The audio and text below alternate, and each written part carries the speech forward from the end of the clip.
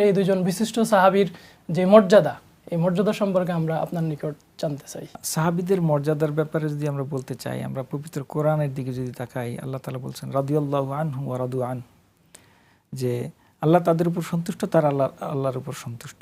আমরা যদি বাইয়াতে রিদওয়ানে যে সাহাবীরা অংশগ্রহণ করছেন, পরবর্তীতে দেখা যাচ্ছে আল্লাহ বলছেন ইয়াদুল্লাহি ফাওকা আইদিহিম, তাদের বাইয়াত গ্রহণ করার সময় যে হাত রেখেছিলে, এই হাতের উপর আল্লাহর হাত ছিল, আল্লাহর সাহায্য ছিল।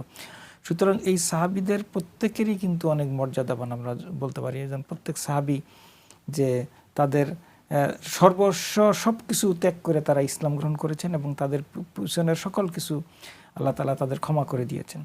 এবং এখানে আমরা দেখতে পারি যে সাহাবীদের যেই আত্মত্যাগ এবং মর্যাদা, এটা আমরা সাহাবীদের জীবনী এবং হাদিস, পবিত্র কোরআনের বিভিন্ন জায়গা থেকে আমরা এটা দেখতে পাই। হাদিসে রাসূল সাল্লাল্লাহু আলাইহি ওয়াসাল্লাম বললেন যে সাদ ইবনে উবাদা রাদিয়াল্লাহু তাআলার কথা, যে আমার প্রত্যেক উম্মতের একজন দানশীল ব্যক্তি থাকে, আমার উম্মতের দানশীল ব্যক্তি হচ্ছে সাদ ইবনে উবাদা।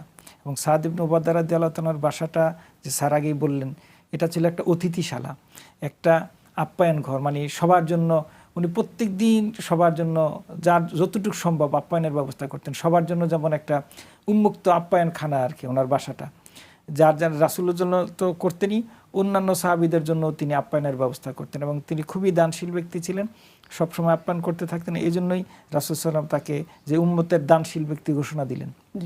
এবং আমরা যদি দেখি যে সাদ ইবনে মুআজ রাদিয়াল্লাহু তাআলা আনহু, তিনি যখন শহীদ হয়ে যান, তখন হাদিসে আসছে রাসূল সাল্লাল্লাহু আলাইহি ওয়াসাল্লাম বলছেন সাদ ইবনে মুআজের শাহাদাতে আল্লাহর আরশ কেঁপে উঠেছে এবং তার জানাজায় ৭০,০০০ ফেরেশতা নাজিল হয়েছে যারা তার জানাজায় অংশগ্রহণ করেছেন। তাহলে একজন সাহাবীর যে কত মর্যাদা, যার জন্য ৭০,০০০ ফেরেশতা নাজিল হয়েছে আসমান থেকে, এটা তো মানে কল্পনাই করা যায় না যে একজন সাহাবীর কত মর্যাদা। এবং রাসূলুল্লাহ সাল্লাল্লাহু আলাইহি ওয়াসাল্লাম বলছেন যে এরা পৃথিবীতে আর কখনো নাজিল হয় নাই, আর কখনো নাজিল হয় না। হ্যাঁ, এই ফেরেশতা আর কোনোদিন আসে না, এই প্রথম এই ফেরেশতারে আসছে।